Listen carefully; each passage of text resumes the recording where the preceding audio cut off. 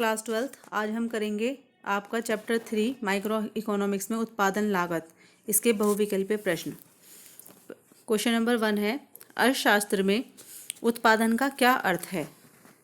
भौतिक वस्तुओं का सृजन, उपयोगिता का सृजन, उत्पत्ति के साधनों को जुटाना या उपयुक्त सभी। तो इसका आंसर लिखेंगे उपयोगिता का सृजन। ठीक है।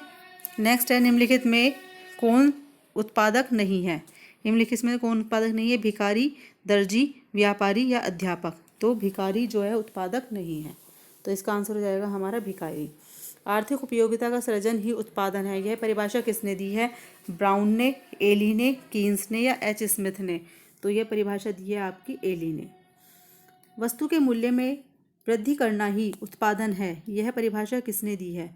मार्शल ने, एली ने, थॉमस ने या फिर कीन्स ने। तो इसका आंसर हो जाएगा आपका, यह परिभाषा दी है आपकी थॉमस ने। नेक्स्ट है, उपयोगिता वृद्धि की रीतियां हैं। तो इसकी है थॉमस। उपयोगिता वृद्धि की रीतियां हैं रूप परिवर्तन द्वारा, स्थान परिवर्तन द्वारा, समय परिवर्तन द्वारा, ये सभी। तो ये हो जाएंगी तीनों रीतियां, ये तो ये सभी। उत्पादन का मौलिक उद्देश्य है। उत्पादन का जो मूल उद्देश्य क्या होता है? लाभ अर्जन करना, रोजगार सृजन, मानव संतुष्टि या मानव कल्याण। तो सबसे पहले जो उत्पादन होता है वो लाभ अर्जन करने के लिए किया जाता है, लाभ कमाने के लिए। तो इसका आंसर हो जाएगा हमारा ए, लाभ अर्जन। उत्पादन संभव नहीं है। किसके बिना उत्पादन संभव नहीं है? भूमि और पूंजी के अभाव में, भूमि और श्रम के अभाव में, श्रम और पूंजी के अभाव में, पूंजी और साहस के अभाव में। तो भूमि और श्रम, अगर भूमि नहीं होगी तो हम कहाँ पर उत्पादन करेंगे? और श्रम, जो श्रमिक है वो कार्य नहीं करेगा, तो इन दोनों के अभाव में बिल्कुल भी उत्पादन संभव नहीं है। तो इसका आंसर हो जाएगा हमारा बी, भूमि और श्रम के अभाव में उत्पादन संभव नहीं है। उत्पादन फलन में उत्पादन किसका फलन है?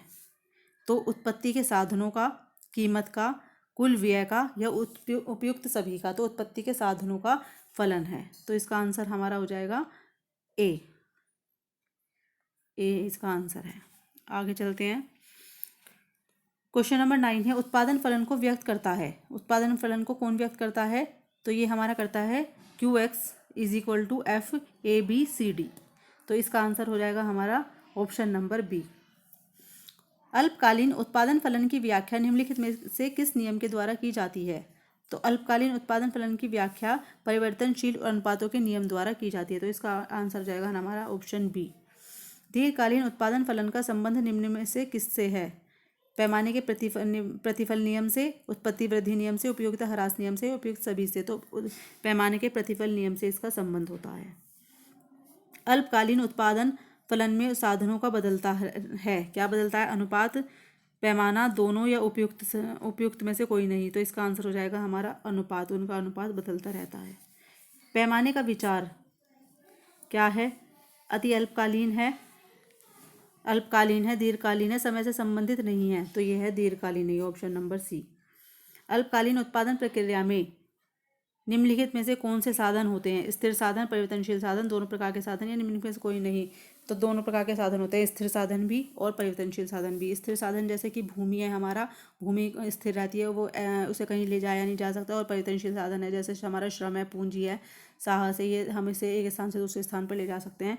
तो ये दोनों प्रकार के साधन इसके अंदर रहते हैं। तो सी ऑप्शन हमारा हो जाएगा। एक श्रमिक लगाया जाता है तो उसके योगदान से कुल उत्पादन में जो वृद्धि होती है उसे क्या कहते हैं? जो श्रमिक लगाया जाता है उससे जो हमारे योगदान, कुल उत्पादन में जो वृद्धि होगी उसे हम क्या कहेंगे? सीमांत उत्पादन। एक इकाई बढ़ने से जो हमारा उत्पादन होता है उसे कहते हैं सीमांत उत्पादन। सभी साधनों की सीमांत उत्पादकताओं का योग क्या कहलाता है? कुल उत्पादन। जो सीमांत, जो छोटी छोटी सब सीमांत इकाइयों को मिलाकर जो टोटल होगा तो उसे कहेंगे कुल उत्पादन। तो इसका आंसर हो जाएगा हमारा ए, कुल उत्पादन। औसत उत्पादन है। औसत उत्पादन क्या है? एक इकाई बढ़ने से कुल उत्पादन में होने वाली वृद्धि, कुल उत्पादन का साधनों की इकाइयों में विभाजन, परिवर्तनशील साधनों का योगदान या स्थिर साधनों की उत्पादकता।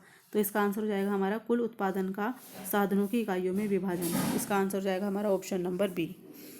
नेक्स्ट है, उत्पादन के प्रारंभिक चरण में क्रमागत उत्पत्ति वृद्धि नियम कार्य करता है। क्यों करता है कार्य? क्योंकि प्रति इकाई स्थिर लागतें जो हैं घटती हैं, इसलिए ऑप्शन नंबर हमारा इसका हो जाएगा आंसर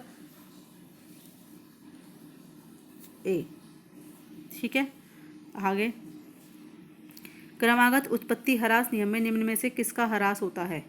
तो इसमें कुल भौतिक उत्पादकता का, परिवर्तनशील साधन की सीमांत उत्पादकता का, परिवर्तनशील साधन की औसत उत्पादकता का, या फिर परिवर्तनशील साधन की कुल उत्पादकता का। तो इसका आंसर हो जाएगा हमारा ऑप्शन नंबर बी, परिवर्तनशील साधन की सीमांत उत्पादकता का क्या होता है? ह्रास होता है। सीमांत उत्पादकता से आशय उत्पादन की उस मात्रा से है, किस मात्रा से है?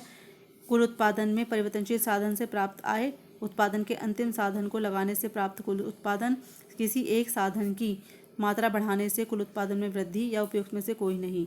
तो इसका आंसर हो जाएगा हमारा सी, किसी एक साधन की मात्रा बढ़ाने से कुल उत्पादन में जो वृद्धि होती है उसे हम क्या कहते हैं? सीमांत उत्पादकता कहते हैं। तो ये स्टूडेंट्स, ये मैंने 20 क्वेश्चन आज लिए हैं। इसके आगे के क्वेश्चन मैं अगली वीडियो में बनाऊंगी। तो आप, आई होप ये समझ आ गए होंगे आपको क्वेश्चन, और आपको ये सभी क्वेश्चंस अपनी नोटबुक में कंप्लीट करने हैं।